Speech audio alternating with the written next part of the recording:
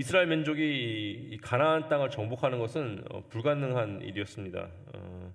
그냥 떠돌아다니는 유목민 정도 그냥 수준이었고, 뭐 어디서 무기를 이렇게 체계적으로 만들고 또 그 훈련을 받을 만한 그런 상황이 아니었습니다. 그리고 뭐 다른 민족들은 성 안에 있어서 자신들을 이렇게 보호할 만한 어떤 건축물 같은 것도 있었는데 그런 것도 없었습니다.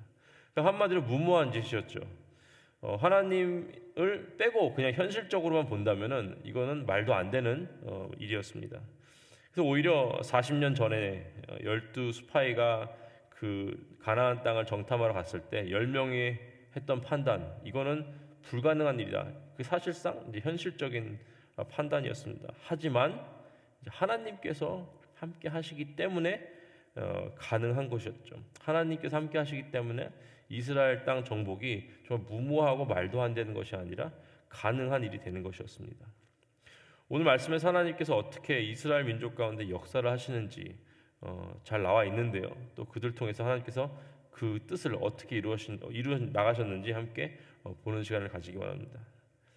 첫 번째는 앞서서 일하시는 하나님이 계셨습니다.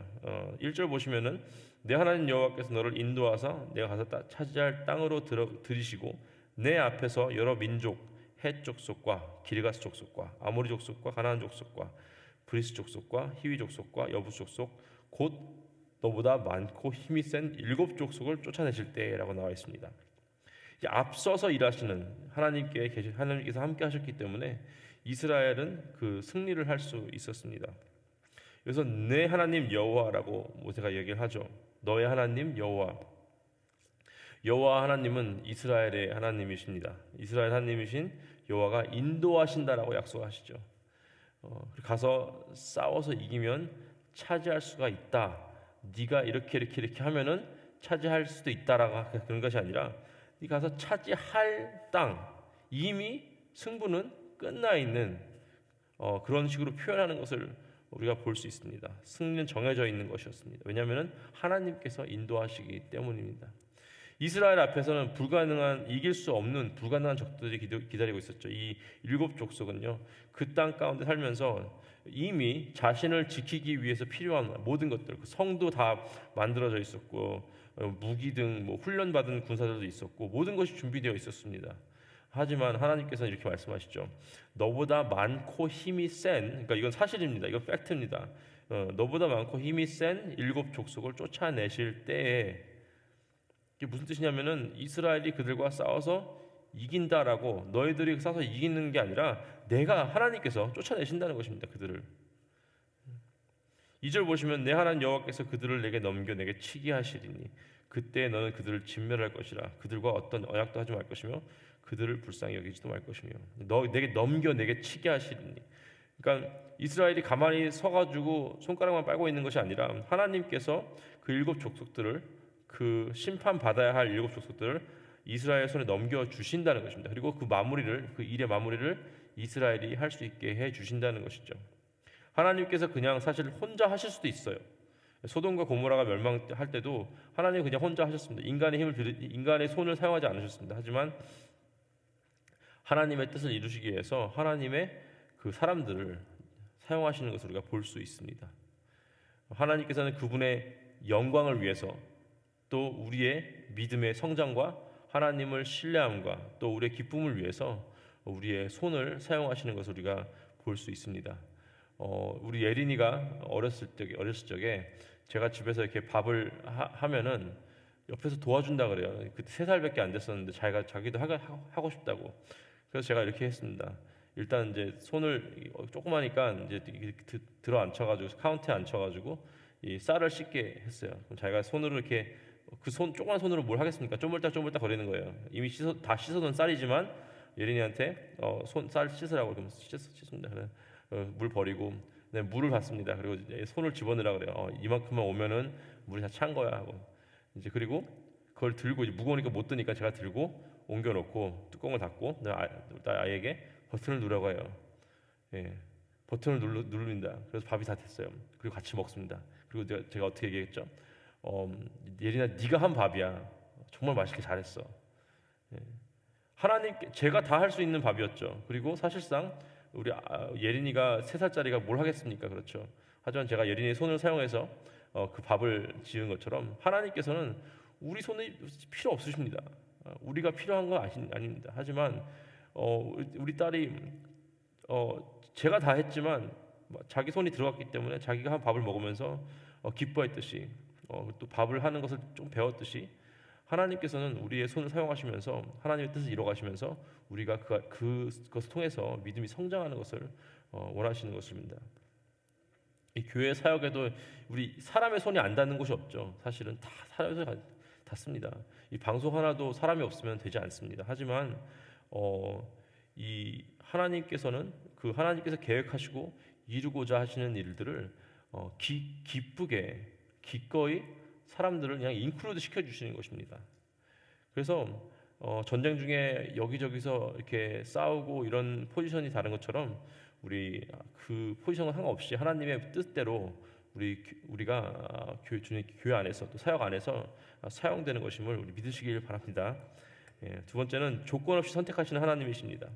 7절 보시면은 여호와께서 너희를 기뻐하시고 너희를 택하심은 너희가 다른 민족보다 수요가 많기 때문이 아니라 너희는 오히려 모든 민족 중에 가장 적으니라라고 말씀하십니다.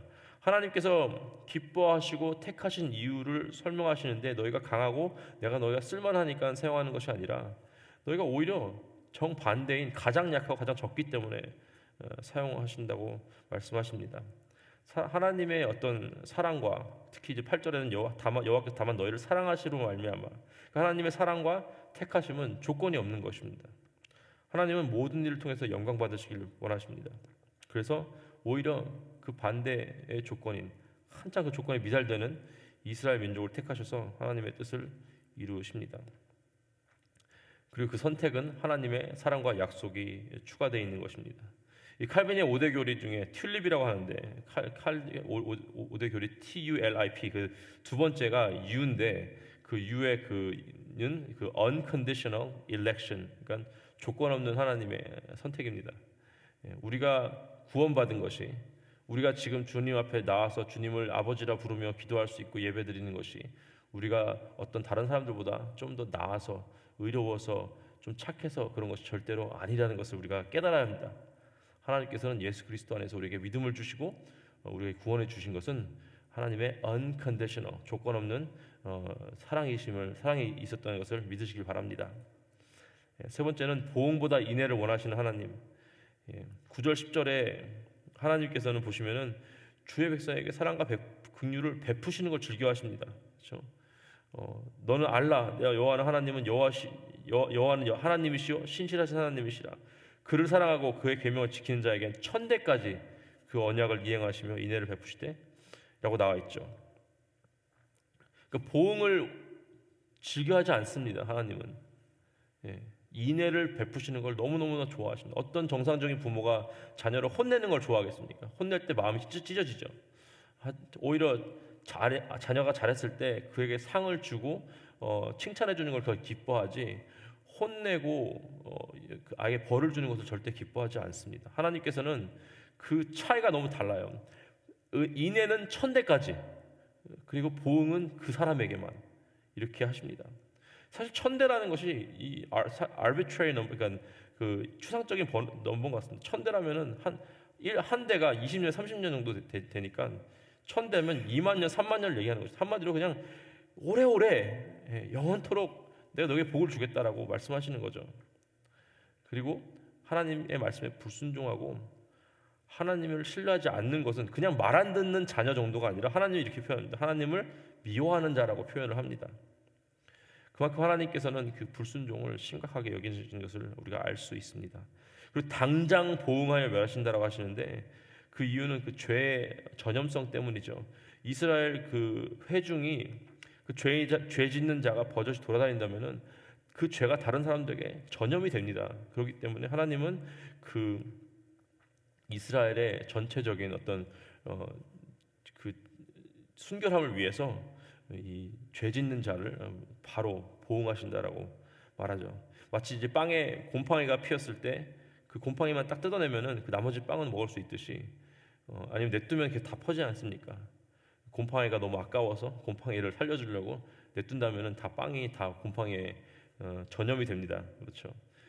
그런 것처럼 이스라엘 백성 안에 그 회중 안에 그 죄악이 들어왔다면은 그것이 퍼지게 됩니다. 그렇기 때문에 그 곰팡이를 뜯어내듯이 그 죄 짓는 사람을 주님께서는 보응을 바로 하셔야 되는 것을 우리가 알 수 있습니다. 오늘 말씀을 통해서 하나님께서 이스라엘을 통해서 일하시는 것을 이게 보면서 우리의 삶에도 그와 같은 역사를 우리가 볼 수 있는 것을 볼 수가 있습니다. 우리가 우리 스스로 구원을 받기 위해서 무엇을 했겠습니까? 아무것도 하지 않았습니다. 물론 우리가 그 구원 받을 그 당시에 우리가 스스로 한동안 하나님을 찾았고 기도했다라고 생각을 할 수 있습니다. 저도 누군가 저에게 복음을 전해 주셨을 때 저의 생각과 의지로 예수님을 믿겠습니다라고는 했습니다. 하지만 그 상황에서도 우리가 예수님을 믿겠다라고 입을 벌려서 시인한 그 상황까지도 성령 하나님께서 역사를 하셨기 때문에 가능한 것이었습니다. 절대로 저의 의지로 그 순간에 예수님을 내가 믿겠습니다라고 고백을 할 수가 없었던 것입니다. 성령 하나님께서 나에게 믿음을 주셨기 때문에 가능한 거죠.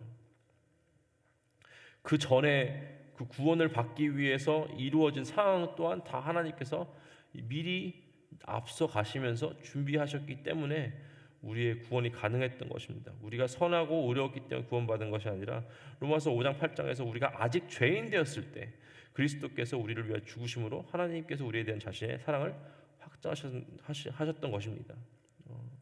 오히려 심판을 받아야 할 우리를 십자가에서 죽으심으로 그분의 사랑을 보여주셨습니다. 그리고 구원받은 후의 삶을 봐도 우리가 하나님께 정말 사랑받을 자격이 있을까라고 정말 스스로 의심하게 되는 상황이 많이 있었겠죠. 나의 말과 행동으로 누군가를 너무 아프게 했습니다. 하나님보다는 다른 것들을 의지하였습니다. 하지만 하나님께서는 보응보다는 인애를 원하셨기 때문에 그 보응은 이미 십자가에 다 부어 넣으셨고 우리에게는 정말 천대까지 주시는 인애를 계속해서 부어 주시기 원하시기 때문에 하나님은 우리를 끝까지 천국 가는 날까지 지켜주실 것입니다. 칼벤의 오디 교리 중에 마지막이 이제 P거든요. T-U-L-I-P. P는 Preservation of Saints입니다. 성도의 견인. 우리가 아무리 부족하다 하더라도 우리에게 이미 구원을 주신 하나님께서는 우리가 아무리 연약한다 하더라도 아무리 지금 보기에도 자격이 없다 하더라도 끝까지 그 천국 가는 그날까지 우리를 견인해 주신다라는 그런 약속입니다. 그런 약속을 지키시는 신실한 하나님께서 오늘도 여러분과 우리를 그 구원 안에서 끝까지 보호해 주실 것을 믿으시길 바랍니다. 함께 기도하시겠습니다. 하나님 감사합니다. 하나님 우리가 주님 앞에 구원을 받고 이렇게 주의 자녀로 살아가게 된 것 다 주님의 은혜이며 주님께서 하신 일입니다. 우리가 한 것은 아무것도 없고 그저 우리는 주님께서 이끄시는 대로만 움직였을 뿐입니다. 하나님 오늘도 그 주님의 그 구원의 기쁨과 또 우리의 손을 통해서 하실 일들을 바라보며 하나님 앞에 온전히 설 수 있게 하여 주시옵소서. 감사하며 우리 주 예수 그리스도의 이름이 됐습니다. 아멘.